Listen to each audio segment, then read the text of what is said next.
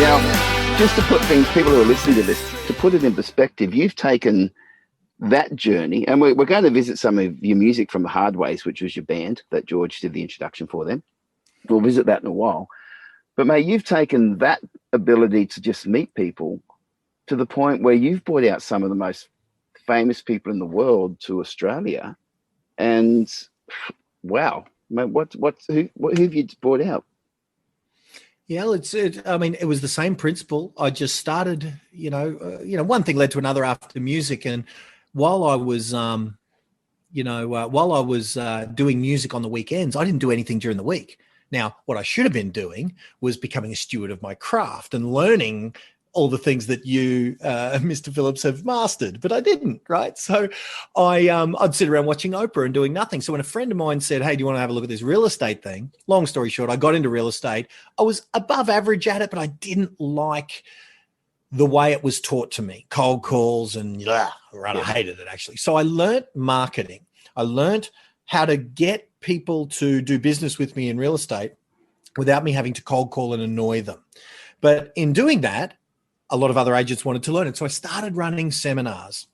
So once again, never leave a question unasked, I'll never die wondering. So I started asking some of my heroes to come and speak at my events. And it started off asking people that would do it for free, like people who I'd learned marketing from. I'd ask them to come and speak at the event. And, instead of me paying them money, what would happen was if they were any good, someone would go up to them on the break and say, hey, do you want to, can I buy something from you? So they would sort of self-fund so I didn't have to pay them. Yeah. So that's how I started. But I'd ask those people, and then I'd start asking some of my mentors and heroes like John McGrath, Eric Thomas, who was a big speaker in America, and then I suppose one of the speakers, and Eric Thomas was the one who asked the question. He asked me, "What would your goals be if you couldn't fail?" And I was running a nicely profitable, not world-beating, but a good little seminar business teaching marketing to real estate agents primarily. And Eric asked that question, a magic question. What would your goals be if you could not fail? And with the safety of that caveat, I suppose, with that safety net of if you couldn't fail, well, if I couldn't fail, I'd have my childhood hero, Arnold Schwarzenegger, speak at this event, and now, and then another speaker at a different event said, what would your goals be if you couldn't fail was one wording of it. And then the other speaker said, if you weren't afraid, what would your goals be if you weren't afraid? And to me, that was the same question, just different wording. And the answer was, once again, have Arnold Schwarzenegger, be in business with Arnold, have him come and speak at my event. He's an inspiration, but now I'm back in the real world. I can fail, and of course, I am afraid to even set that as a goal, but with the safety of that wording of those questions from those speakers, and I thank them to this day for allowing the wording of that question to allow me the safety of putting that goal out there. And, okay, I had to work for it, and I had to, as you mentioned in the book, I was very raw. I sort of put my heart on my sleeve. If you've read that book, Nick, you know me better than my family know me. So, they haven't read the book. It ended up working out well, The family haven't read the book. I'm sure they have. Yeah, I'm sure they have. So, mate, you brought Arnold out. So what did you bring him out for? What did he do? To speak at a conference, at an event on how to be more successful. Now, primarily my audience is real estate agents, because that's what I was one of them that didn't like the way they did their business. So I started training people to do it a better way, to not annoy people with cold calls and with the way that I was taught, and I started teaching. So to have Arnold come along as like an inspirational speaker to talk about the principles that he'd used to become successful, not only in, like that man had the goal to be a world famous movie star before he could speak English. So he was a little skinny kid in Thal in Austria, and he had the goal to become what Arnold Schwarzenegger ended up becoming without any right to. So to hear the rules, he's got these rules, these principles that he used to be the world's best in in category number one, so bodybuilding. And then he used the same rules and principles to get to be number one in category two, which is his acting Hollywood megastardom career. And if the Constitution of the United States was a little bit different, it is my firm opinion that we would have been addressing him as President Schwarzenegger, because the highest political office he can hold in his adopted country of America is governor of the greatest state in America, in his opinion, California.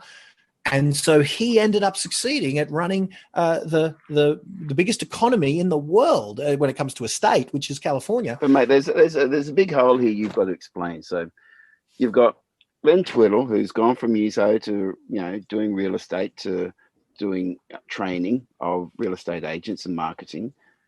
Suddenly got Arnold Schwarzenegger out here. Now, for people listening to this, there's like a missing link here now. Was it just a matter of money for him, or was it the matter of the relationship you did, or that you put yourself on the line he respected? What were the things that took your goal to a reality? Yeah, everything had to line up. Look, I'm just glad I was, crazy enough to do it, because I approached it first off, you've got to find who to ask. Because you can't just go www.arnoldschwarzenegger.com and say, hey, how much to hire you, dude? It can't be done, I had this goal with no right to achieve it, but it's out there. I better find out what it would take. When I first sort of put the goal out there with the safety of if you couldn't fail and if you're not afraid, I originally just wanted to get a quote of what it would cost just to almost have an excuse if I didn't do it.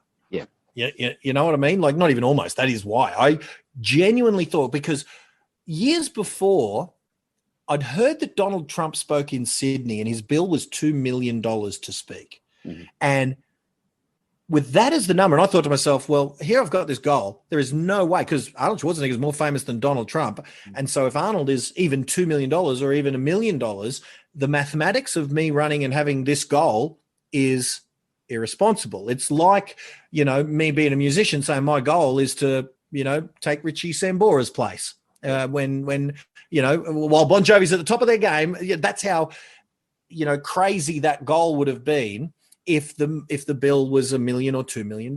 So with that in mind, when I started looking to try and find out who to even ask what it would take to have Arnold Schwarzenegger speak, I was thinking that this was a fruitless goal that would never be able to happen, ever, ever, ever, because the numbers just don't add up, the finances. So the scary thing ended up happening, because, and if you remember, I said I was somewhat, not a world beater by any means, but when I finally found the right people who represented him, asked the question, they said no. I went back with another question, was, well, what would have to happen then for it to be a maybe, and that was a pretty powerful question that I'm glad I asked. I didn't just take no for an answer. What would have to happen and they said, well, if the money was, enough, and if it was convenient to us, and maybe if we were in the region. So I started staying in touch with them somewhat intermittently, just looking for the time that they'd be in the maybe Australia Pacific region or somewhere, Asia somewhere, or whatever, who knows?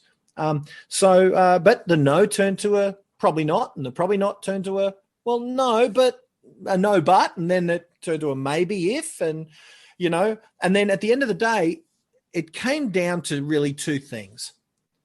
The fanboy energy that I asked with, I wasn't being a corporate tosser, I was asking with fanboy admiration. I truly was. And I mean, you see, we're on audio only. I'm just, on the visuals of this podcast, I'm surrounded by, his memorabilia, even in this room, because I am a fan. It wasn't a fake fanboy. I can quote his movies off by heart, and so there was that, combined with the ability to, remunerate what it would take to have a superstar like that take a week out of his time, flying out to Australia, and all of those things. That's not a cheap thing when you're talking about a an AA plus, possibly one of the most famous humans on the planet. So, a combination of being able to remunerate, with, whatever the costs involved are, a venue of 6 figures, talent and all of marketing, everything, it's a huge financial undertaking. So it's a combination of being able to barely find a way to make that financial commitment combined with fanboy enthusiasm. Those were the two. I do believe that remove any one of those things. If I'd have had checkbook, but not attitude, like the right attitude that asked in the right way with the right level of humility and kind of fandom, I don't think it would have worked. I like and a fanboy with no money wouldn't have worked either.